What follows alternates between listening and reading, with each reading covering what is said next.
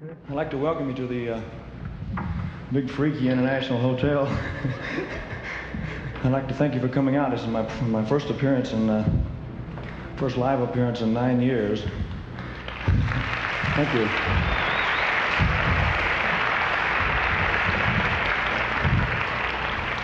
Appeared dead a few times, but this is. But I really like it, and I hope you do too. Later.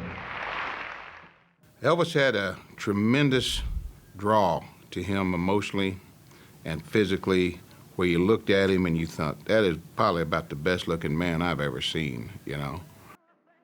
He just had a charisma about him. He had a way of pulling you in. People call it Southern charm. He had it in spades. Nobody commanded the stage any better than Elvis Presley.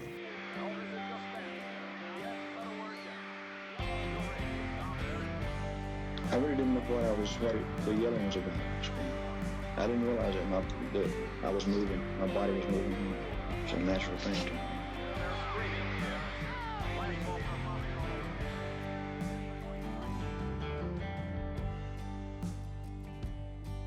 I was there seeing concerts in 55 and 56 and 57, the most exciting, raw, animalistic things I've ever seen.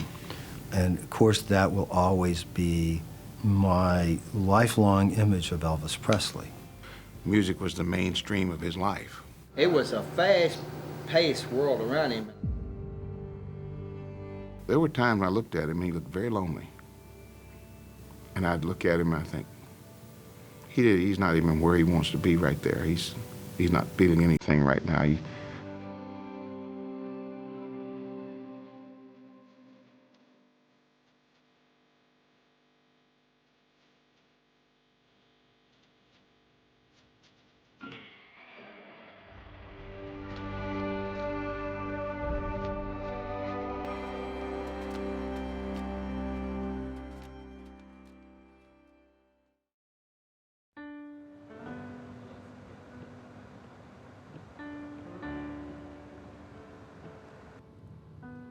When I was a child, ladies and gentlemen, I was a dreamer.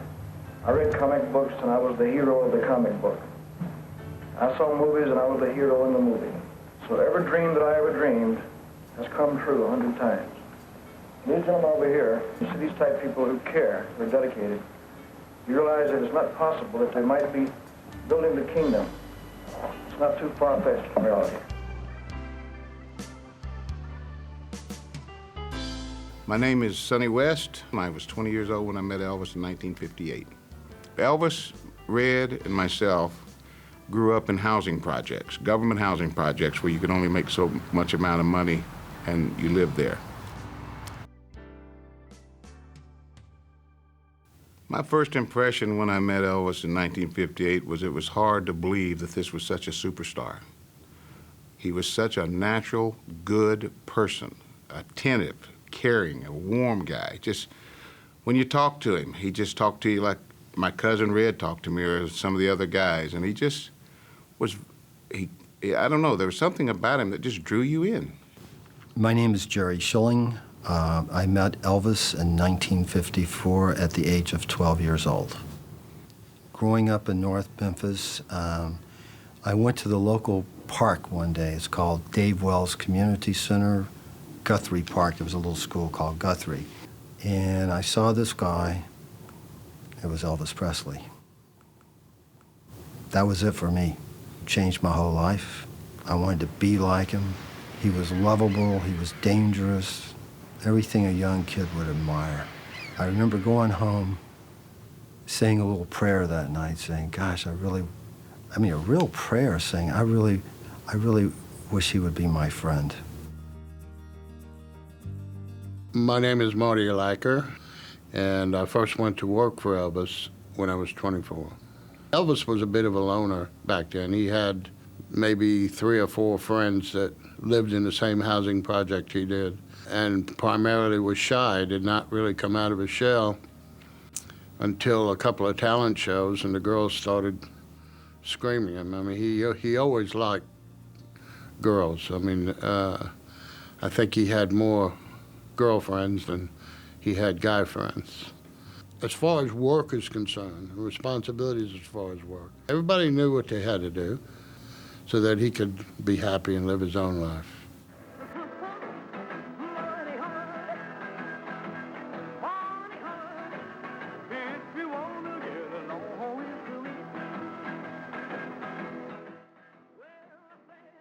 There really wasn't much that Elvis couldn't get if he really went after it, whether it was from Southern charm or just a strong conviction of saying, I'm going to do that and that's it.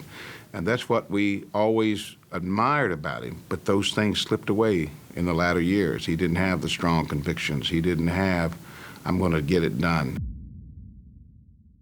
Elvis was not only the king, he was the boss. And you became his friend. You lived like him. There was no class system.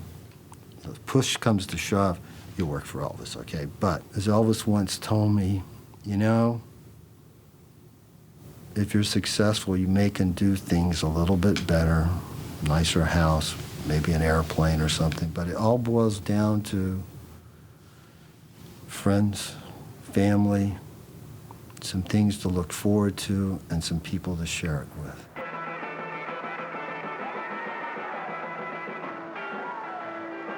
He's the only star I have ever met that looked like, acted like a special person, a star, before he had a hit record, before he did a movie. I've met a lot of those stars that movies and records and adulation and all those things kind of make you into a star. Elvis was born a star. The first time I appeared on stage, it was a charity thing in Memphis, in a place called The Shell. When I left the stage, they were yelling and screaming and so forth. I did 2 songs, and it scared me to death, man. I didn't know what I'd done. So the manager backstage, I said, what'd I do? He said, well, whatever it is, go back and do it again. So I went back out and did the same thing again. When Elvis would arrive for these tours, the first years, it was ready. I mean, he was just enjoying it to the fullest. He was out in front of that public again and performing and doing what he does best, and that's sing his song.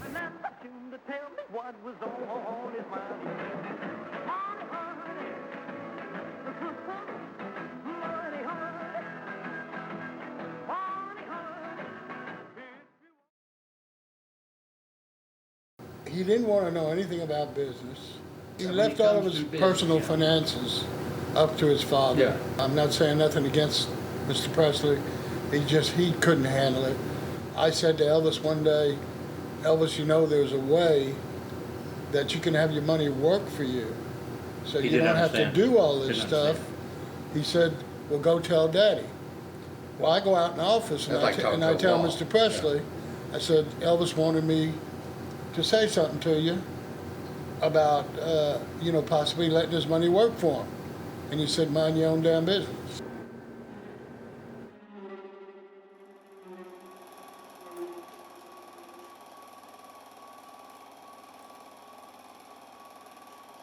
A controversial figure in the eyes of many, Colonel Tom Parker was Elvis's manager, and without a doubt, was a force to be reckoned with.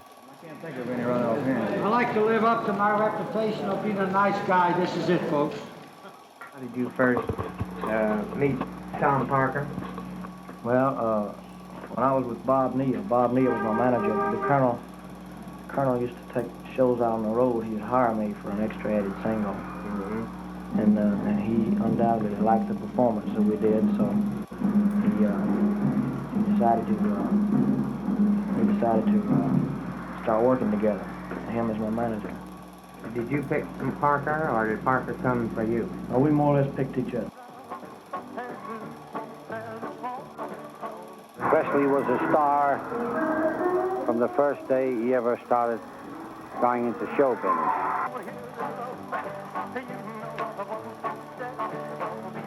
Colonel bring his contracts, there'll be a stack of contracts this high. And I was signing them. I said, what the hell are you doing? He said, well, Colonel's already looked them over. I said, good Lord. He never looked at a contract. He said, where'd I sign? And walk away. And I'm going, man, you ought not do that. He said, don't tell me about business tomorrow. You don't know anything about it. I said, well, okay. All this stuff would swirl around him. and he didn't want anything to do with it.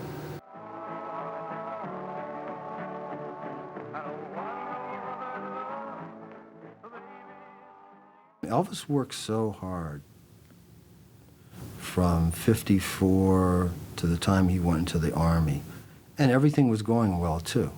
Colonel had set up things great.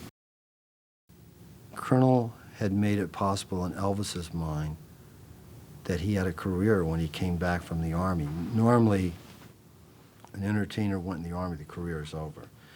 Colonel kept movies being released, songs out, and he had these long-term contracts, which looked really good in the beginning.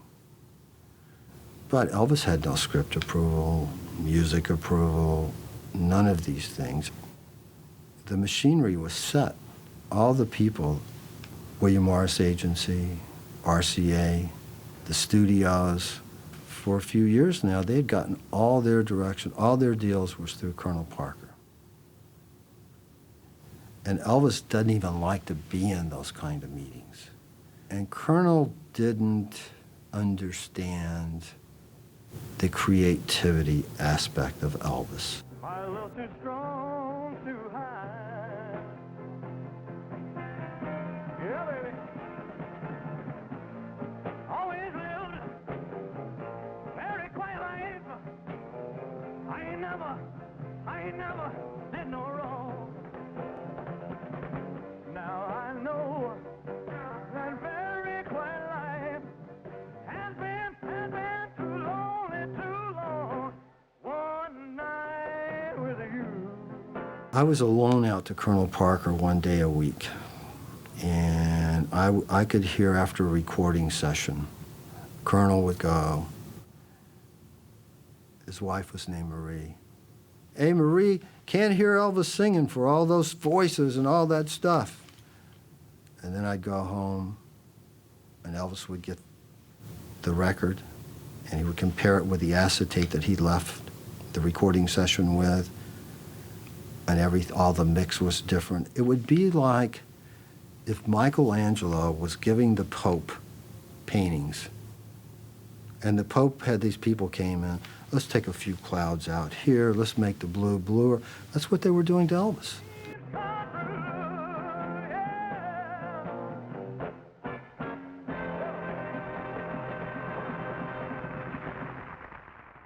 Elvis liked to have his friends and buddies around him. He enjoyed their company, and it made him comfortable, and he was basically a very shy person until he got to know you.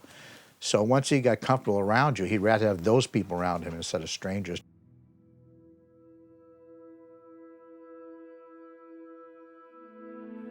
While in Germany, during his stint in the Army, Elvis happened to meet a certain admirer.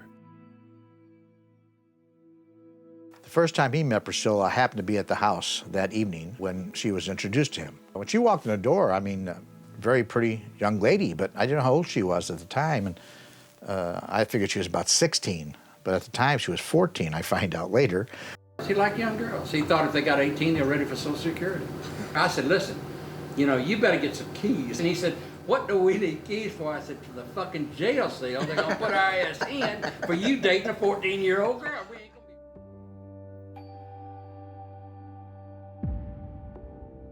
But she was very mature, very quiet at first, because naturally walked in the room with all these guys in there. And then Elvis, you know, I mean, that's a pretty tough situation to be in. Elvis, there have been a lot of rumors about your love life. Did you meet anyone special in Germany? There was a little girl that I was seeing quite often over there that her father was in the Air Force, and actually they only got over there about 2 months before I left. I was seeing her, and she was at the airport when I left, and there were some pictures made of her. The stories came out, the girl he left behind, and all that. It wasn't like that. I mean, I had to be careful when I answer a question like that. Elvis has a report that you like the Army so much that you wanted to write a book about it. Do you ever think of re-enlisting? No, sir, I never thought of. I never thought of re-enlisting, but maybe someday I will write a book about my experiences in the Army, you know. Have 2 years of sobering Army life changed your mind about rock and roll? Sobering Army life. No, it hasn't. It hasn't changed my mind because I was in tanks for a long time, you see, and they rock and roll quite a bit. Under strict conditions from her parents, Priscilla was allowed to make short visits to see Elvis during 1962, subsequently moving in with the King of Rock and Roll at Graceland in March 1963.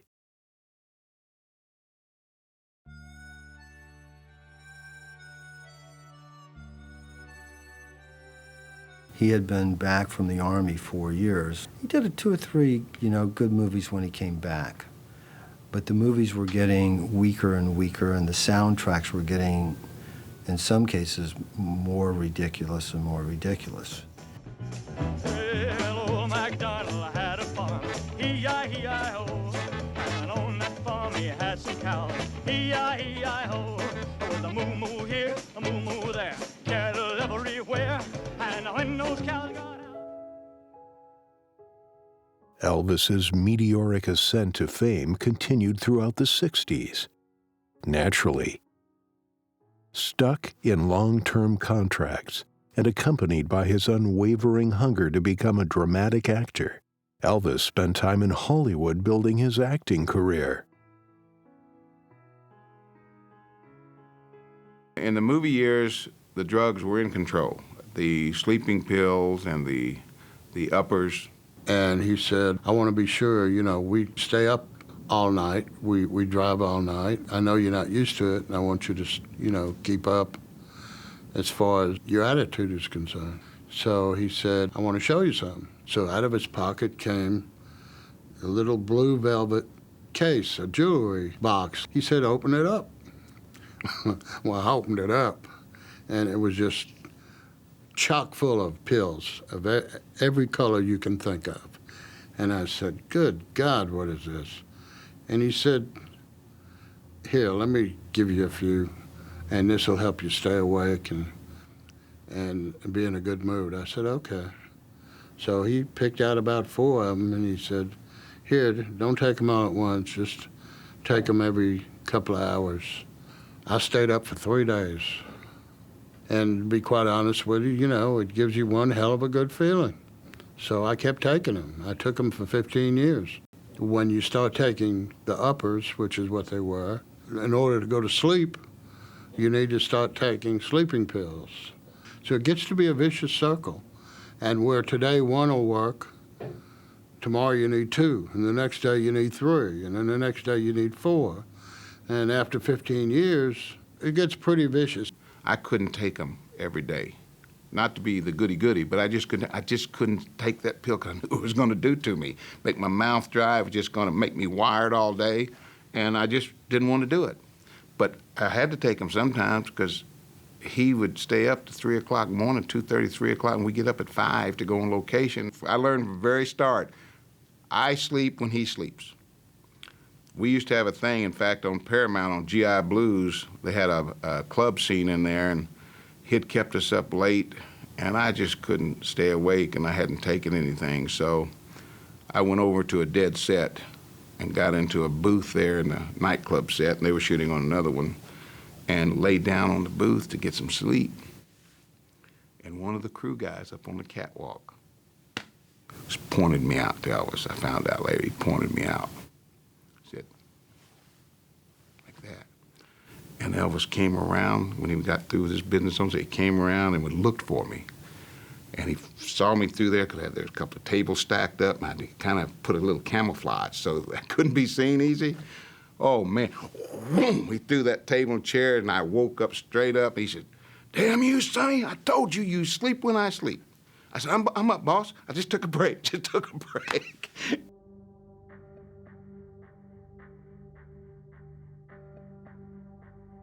I'd like to get married. I'd like to have a family. It's a normal thing to do. I mean, who wants to grow old and be alone, you know what I mean? To find that one girl, It's a thing that you can't rush. A lot of people think if they're not married by a certain age that they're losing out. For me, I have to be completely sure. I have to be able to trust them completely. I look for a lot of things now that I used to wouldn't have looked for, you know, a sense of humor, their taste for different things, just a lot of things. Their understanding of me, my way of thinking. It takes a while. I mean, it takes a while to find someone or to get to trust somebody.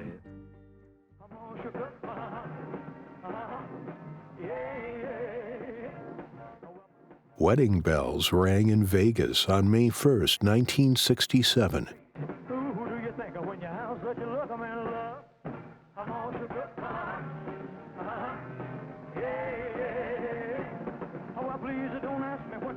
Accounts later suggested that Priscilla's father had threatened to have Elvis charged under the Mann Act, taking a minor across state lines for sexual purposes, if he refused to marry her. The day he asked me to be the best man, he told me, Yeah. I don't want to get married, but I'm being forced to. Yeah.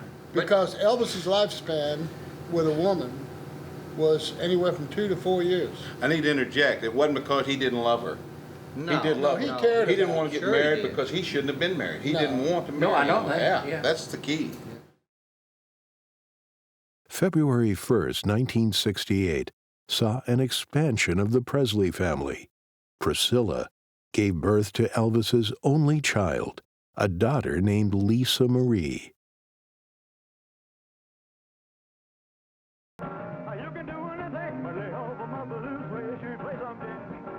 The King portrayed his final acting role in 1969, after starring in 30 feature films. He looked to reignite his music career, having not performed publicly for over 7 years. The King was making a comeback. I just made a movie of the last tour that I did. It's the first live concert that we ever filmed, so that's my next project that's coming out.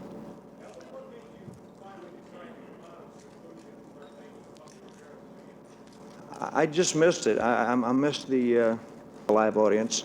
So just as soon as I got out of the movie contracts, I started to do live performances again. Elvis's electrifying live performances took him to Sin City, where his manager, Tom Parker, secured a residency at the International Hotel.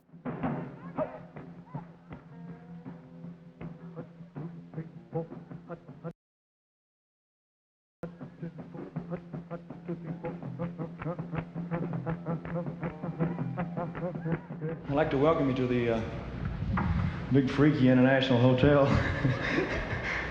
I'd like to thank you for coming out. This is my first appearance and first live appearance in 9 years. Thank you.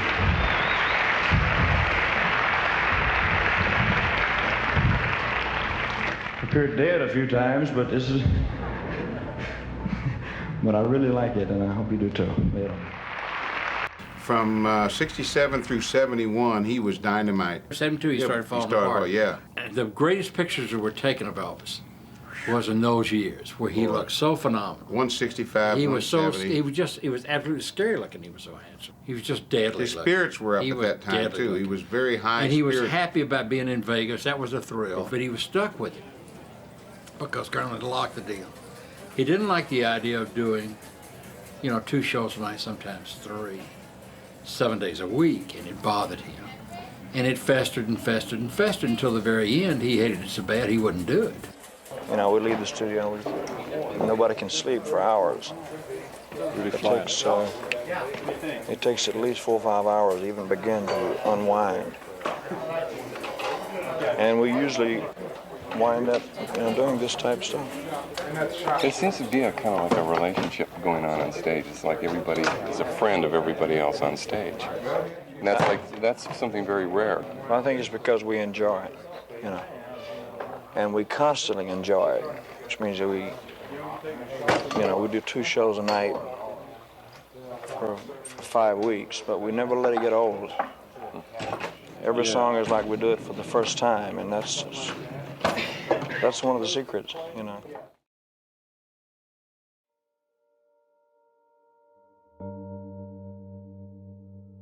Well, you know, his behavior really changed a bit as the 70s went on.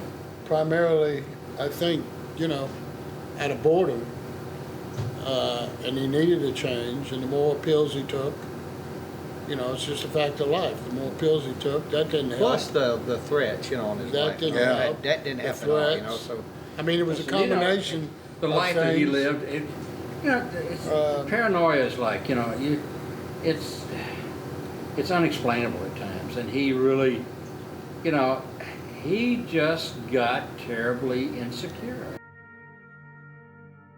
In 1969, when Charles Manson kills Sharon Tate and all those people up there, remember? Scared him to death. He armed every one of us. That's when it became very paranoid. And then we get the death threat in Las Vegas. And he has this picture of Manson in that courtroom, and he's picturing someone like that sitting in a courtroom that their claim to fame was they had shot and killed Elvis Presley. And he took Jerry and Red and myself, who were doing the security mainly at that time, and said, tearfully, if it happens, I want you to get to him first. I don't deserve to be shot or killed by anybody. And then he told us what he wanted us to do to him. Most of the time, when we toured, I was with Colonel Parker, the advance team. I went in with him and set up the security for the hotels. We set up that security so good. The paper said the Secret Service could take security lessons from Elvis Presley's security because they said we knew he was going to be here, we never could find him. When the death threats first started happening, they just kind of snowballed. We try to keep them quiet. Yeah. Because we don't want the copycats, okay? So we kept these things quiet, and it worked. We had bomb threats. Most people will say, we had a bomb threat at the show, and all of a sudden the papers and people, we kept it quiet because we didn't want to have a bomb threat at every venue we played because we had one at the last one. So someone's going to call in another one at the next one. So we kept a lot of this quiet, just as we kept a lot of things about us and Elvis quiet over the years. Nobody could get things from us, remember? We were a conspiracy of silence, and we kept it that way. That's the way. I mean, nobody really pierced our veil. It just didn't happen. I'd like to say something right here. Those of you who saw the morning paper, or the evening paper, whatever it was, they gave us a fantastic write-up. Now they did, except they said I had a paunch here, and I want to tell you something. I got that damn paunch. I wore a bulletproof vest on stage. True. You know, in case some fool decides to take a 22 and blow my belly button off. We used to, as an example, even in the very early 60s, we used to go snake hunting. There was this lake near Graceland where we'd take shotguns. And he'd kill the snakes. And one time, he almost shot Joe Esposito. Because Joe, not knowing about snakes, picked one up by the tail. And he didn't know what kind of snake it was. Elvis took aim and shot the snake's head off while Joe was holding it in his hand. I'm glad it wasn't me. But he always had that fondness, but it got even more when he started putting it in terms of protection. We used to joke because he used to have a gun here, and a gun here, and a gun here, and a gun in his boot, and a gun in his back, and he'd just go out to go to the movies. Plus, some of us had guns. You know, we were all armed because he didn't want to take any chances. Vegas provided countless temptations for Elvis, but it was Colonel Parker that would fall to the seduction of the bright lights of Sin City. Colonel Parker probably was one of the most degenerate gamblers I've ever known in my life. In Nevada, they used to say his money's not worth anything. He played roulette and would put chips on every number. He would play craps and bet the horn, the center. The great precipitation of problems with Elvis and the Colonel was over his gambling. And Elvis believed toward the end, that the reason he was playing the hotels was trying to pay off the Colonel's debts.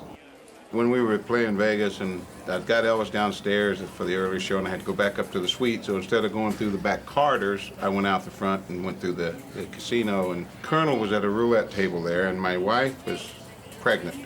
And Colonel said, "Sonny, give me a number." And I said, "Well, my child is due on the 24th of September, so 24. So he put down a couple of chips on 24. George Parkhill put about 10 down. It hit. Straight up. Colonel said, "Why didn't you tell me you was real sure about that number?" Yeah. One night I was up about, God, I think I was up $50,000, $60,000. I was running the crap table crazy, and he came up and took my money and put it on Don't Pass. You threw a 7. And I threw a 7 and lost it all. One pop. And I wanted to throw up, but I couldn't. And I said, Jesus God, I said, I've worked my butt off here. I said, he said, "How much did you start off with?" I said, "I started off with $2,000. So he counted out $2,000 and gave it to me. He said, "Now you're even." And I went, God almighty.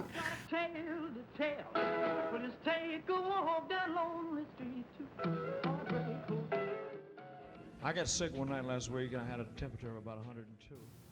Ironically, the first day I went to work for him, in '64, he had taken too much sleep medication. And when I was first getting to Graceland, Vernon was walking down the steps with Elvis with a breathing thing on.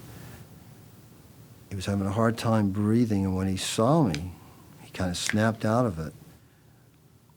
And brilliantly he said, and we're in Memphis, he goes, and he took the breathing thing off because he didn't want me to see him in a compromising situation. He said, kind of winked at me and said, "Boy, this California air will get to you." and it was never mentioned again. I'd only seen Elvis as this god, whether we were playing football or fast-witted, all this stuff. And here's being helped down the stairs with a breathing thing. I've seen him way overweight, almost between 5 movies. It didn't just happen in 1977 or 76. Always came back. And that was that was the part of the inner circle. You could gain 30 pounds and go to movies and nobody knew about it because it was, wasn't going to get to the press. It wasn't, nobody was going to take pictures, anything like that. When you're in the situation, it's so much easier to look back or to question than when you're living it. And don't forget, when you're in the situation, it's not like all of us were not staying up late at night, not taking a sleeping pill to go to sleep. It's not like we were these straight guys with this one freak over here. It wasn't that way. We were all in the boat together in various levels. The kind of pills that we were taking in that year and a couple of years before that were the sleeping pills and the downers and the pain pills. And those things are the opposite of uppers. They're the opposite of speed that bring you up. These things, they brought you down. I look back now and I know that I used to sit there with a sour look on my face, like I was mad, sad, or whatever you want to call it. And I know that didn't help the atmosphere, his atmosphere, or anybody else's atmosphere or mine. But that had to play a big part, in my opinion, of the way he was. These were prescription drugs. Now, the doctor's writing them for him. He's abusing them, but they're not illegal drugs in his mind. But he wants to stop the people out on the street getting heroin and cocaine to young people and trying to influence them to get onto drugs and things of that nature. So that's what it was in his mind. As intelligent as Elvis was in so many ways, he was naive in thinking that there were separate issues there, because there really wasn't. I think the main thing about the situation with all the drug stuff that he was taking is the way it affected us. Everybody knows how it affected him. But it just totally terrorized us. Every day, the conversations would start with this and end with this. And it became an endless battle within the group to somehow outwit him. Remember that? Yes. We'd go to Aspen, we'd go to Snowmass, we would go Hawaii, anywhere, just to sort of get him out of rhythm. And if we got him out of rhythm, he would be straight and he would be fun. But then, like anybody, he would slip into it. So what we did is we really sort of majored everything we had and knew at the time to prevent it. And we did the best we could. And then he would fire you and you couldn't do any good. But if you hung in there, you could possibly keep him alive another day. Everyone knew that if they can't be around him, he was going to fire everybody. Yeah, you couldn't do anything. And then you can't help. I think Elvis has given up on some of his dreams at this particular point. I think he's getting tired. I think he's getting bored. I think there are new people coming around that probably think that's the norm. But for us that really knew Elvis most of his life, this was not the norm for him. I would go into like just really feeling horribly sad. But I was just mad. I stayed mad. I just could not believe that he did that to himself. I just could not believe it. I mean, Elvis, he took the same load on an empty stomach that he took when he was eating. So it went to his system faster. And, you know, he was losing a little of his patience. There's no way of getting around the fact that the drugs were affecting him, not just physically. It's hard for me to admit to that, but I think we do more injustice by not admitting it. The worst thing that Elvis did, and it got me upset, got Sonny upset, is he would use our names on prescriptions. An investigative reporter for 2020 found that he had written 10,000 tablets or medication, not individual, I'm talking about the total amount of pills and everything, 10,000 in 1 year's time. And of course he said, well, some of the guys shared in those. Elvis didn't share his drugs with you, man. I mean, he might give you a Percodan if you hurt yourself or something like that, but he's not giving it to you on a basis where you can just go ahead and get high from it every day. Down in Louisiana, where the alligators grow so mean, lived a girl that I swear to the world made the alligators look mean. And the point is, here was Elvis wanting to do great, was real clear, and there's a doctor in Las Vegas sending him exactly the reason why he was in the hospital. And we can say he had a good career, we can say this, we can say that, but the guy's dead. He shouldn't be gone today, and he's been gone 25 years. Of course I'm angry, you know? If I really think about it, I'm extremely angry. Here's a guy that helped everybody else. If you were sick, not just with money, though. He helped you talk things through, whatever else. I don't think he got the reciprocal from his friends. The normal anatomical situations of a person getting older, precipitating it with what he did to cause him to get older quicker was not good. And you don't want anybody that's your friend to go through that. And I think the horrendous part of it is that we could not stop it. I think to the day I die, that'll be one of my burdens. And you know, we tried and we tried, but we couldn't. He was his own worst enemy. Unhappy with his marriage to Priscilla, Elvis filed for divorce at the beginning of 1973. Elvis's mental and physical health began to deteriorate, stuck in a vicious cycle of prescription drug addiction while coming to terms with a divorce. This fueled allegations of recreational drug use from the press. In this day and time, you can't even get sick. You are strung out. Oh, by God, I'll tell you something, friend. I have never been strung out in my life, except on music.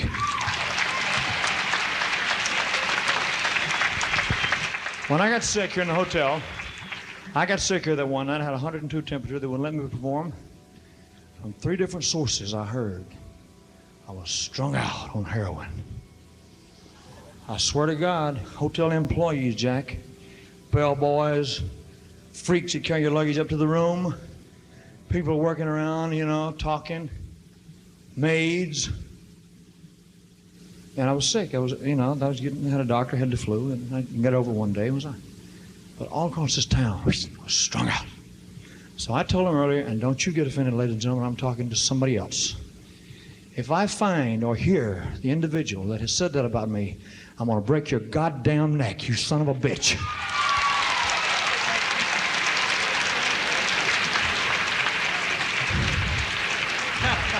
That is dangerous. That is damaging to myself, to my little daughter, to my father, to my friends, my doctor, to everybody, my relationship with you, my relationship with up here on the stage. It is dangerous. I will pull your goddamn tongue out by the roots. Elvis had a temper. He had a bad temper. His mother had one, and I think he got that from her, but that's about the only quality that he got from her that wasn't good, because everything else about her was giving and warm and sharing. His temper was like a black cloud when it came in full blown, buddy. It was a Category 5 tornado, okay? It just covered all the area around, the whole room, the whole atmosphere. And you didn't know until you knew who it was about that had got him that way, what thoughts, who he was thinking about that got him this, or who had done something. His temper came out several times at me during the years that I worked for him. Some of us talked it over one day about how bad the situation was going with Elvis. And we discussed it with some of the guys that were getting it to him in a way that, don't do it anymore, you're going to be hurt. And we're going to turn your doctor friends in to the medical association. Well, it dried up for a while. The guys were scared of us, the ones of us that were going to do something to him physically. Elvis finally said, what is going on? How come I'm not getting this or that? And finally, Ricky, his brother, his stepbrother, told him what was going on, that we had threatened them. Elvis called us in on the carpet, told us we better stay out of his business. It was none of our business. He was in charge. He knew what he was doing. He needed it right now. He was asked, well, what happened to the good old days when you didn't need it? And he said, there are no more good old days. So he said, if you don't stop it, you're going to be looking for other jobs. We didn't stop it. 3 or 4 months later, we were fired by his order through his father. He was told, we know from Linda Thompson, she was present. Elvis told his dad to give us enough money to live on for 2 or 3 months, because he was going to hire us back. The amount mentioned was $5,000. He said, I've just got to show him I'm still the boss. Well, instead of his dad doing that, he called us in on the phone. He gave us 3 days' notice and 1 week's pay and said goodbye. Oh, I broke down and cried. I was emotionally knocked on my ass.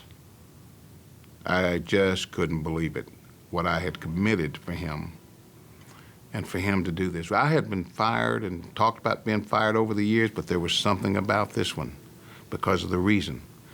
Every other time it was like over a girl. It really was.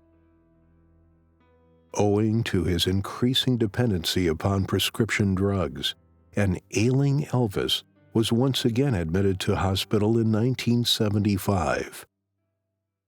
If you'll remember correctly, in late '74, whatever, up at College Park, Maryland, he got out of that limousine. I helped him out like I always do at the back of the hotel. His hair was unkempt. It was always done before it was unkempt. He didn't have a hat or one of those hats or anything on it. And I thought, what in the world? He said, hey, Sonny, very slurred. And I thought, oh, boy. We got upstairs. I asked the guys what was going on. They told me. We went up to the security room and we said a circle prayer for Elvis because I was so scared of what was happening. That episode toward the end of his life was the most terrorizing thing we'd all gone through. All the fun that we had had 20 years before was gone, and it became joyless. It became moments of great fun followed by continual panic. In 1975, what I had been seeing a little bit of the previous year or so was getting worse, and I was very concerned about his health. And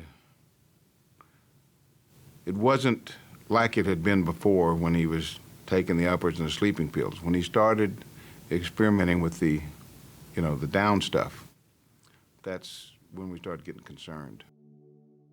Unable to shake his addiction, the King was rushed to hospital for a third time in 1977.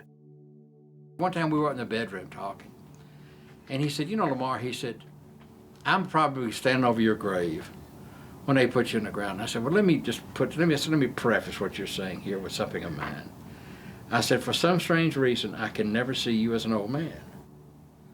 And I never could. I used to try to, and I never could. And I always wondered what was that problem. And the problem, I think, was that I saw what all was going on. I am very upset today how people think of us. Yeah.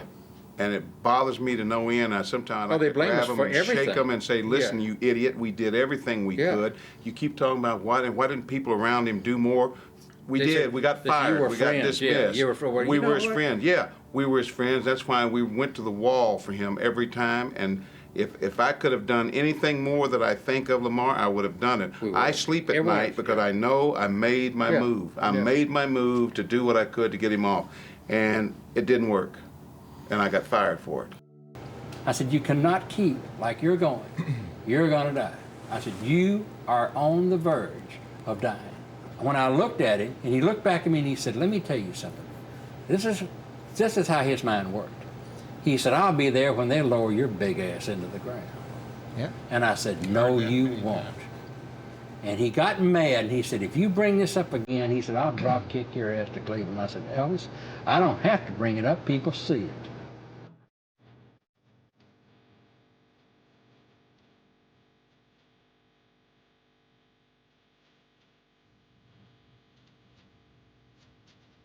I never thought he was going to live. I kept saying, I said, guys, this guy is not going to make it. I used to tell Colonel, and I'd tell Billy. Remember, we used to sit down. I said, that guy ain't going to make it. I said, there's no way a person can put himself through what he's putting himself through and make it.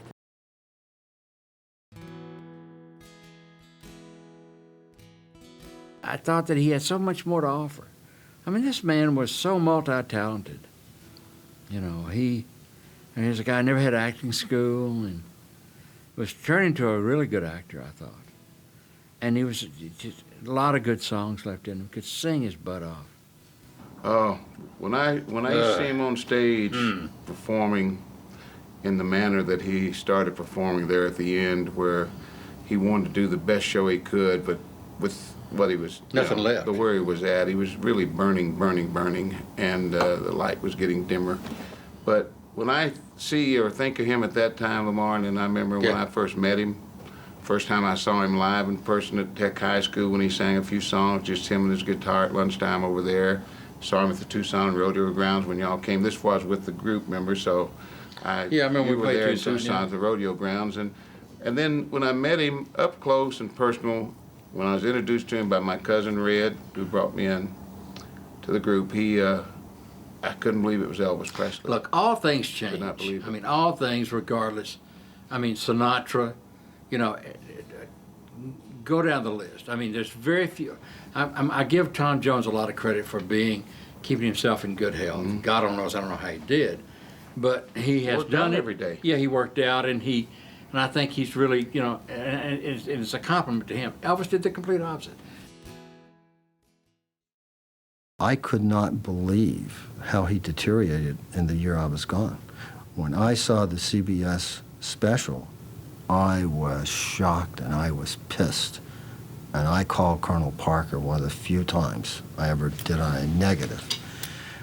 How could you let him? I called him and I went and met with him. how could you let him be on camera like that? And he said, well, you're a manager, because I managed the Beach Boys at this time. You're a manager. You have to give the artist offers. I said, how could you? He said, I put an offer out there that was ridiculous. And CBS came back with it. And I took it to Elvis, and he wanted to do it. The point is that he wasn't in great shape when I left, but he certainly wasn't. When I saw that, yeah, the man looked like he was going to die.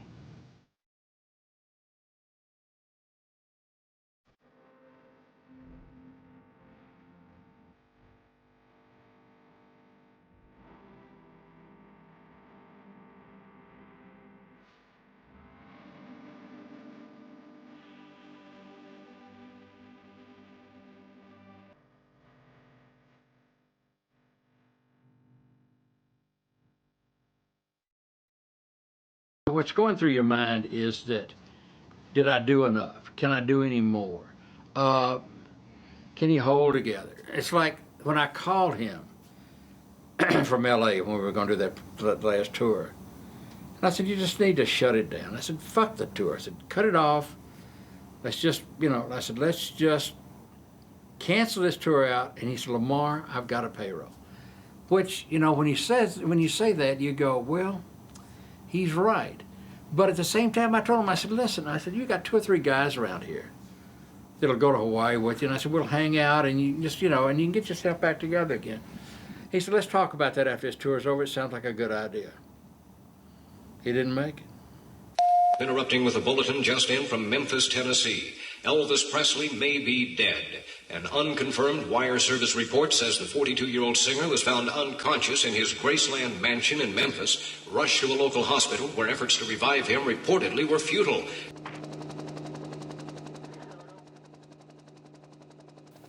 I thought he had no right to die. I thought he had no right to die at that age. I think that he left too much on the table. If anybody ever left too much on the table, Elvis did. I was doing an interview, and he was already lying there dead. Of course, none of us knew it. I was out in California. And I was doing an interview with Bob Green, I think his name is, with the Chicago paper. And he asked me at the end of the interview, and we were talking about what kind of shape he was in and how he was going downhill.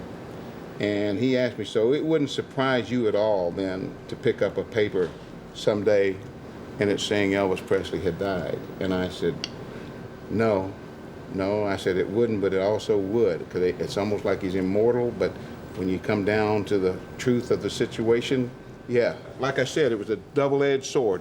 I thought he was immortal. I mean, every time something happened like an angel, his guardian angel pulled him out of it. So I had that feeling, but at the same time, Billy, what I saw in '76, it scared me to death. And he died by himself. Yeah. And that's what makes me fucking mad. Yeah. That makes me mad. He died by himself. See, and the cause of death is cardiac arrhythmia due to undetermined causes. Now, what this means is that there are several cardiovascular diseases present, which include a history of mild hypertension, which was under pretty good control, and some coronary artery disease. Now, these 2 diseases may have been responsible for this cardiac arrhythmia. It's almost like predestination. It was like I've always said that Elvis was like a artillery shell. They loaded him up, fired him, and he fell out of the ark. And just it went into the ground and blew up. There's not a day that goes by I don't think about him. I have dreams about him. I think in any other part of this business, if you look at it, I mean, he was responsible for so much, and yet when he died, he took so little with him. And I think that that's sad. He didn't have the chance to really enjoy what he could enjoy. What I had with him and what all of us had had with him, nobody has that in a lifetime.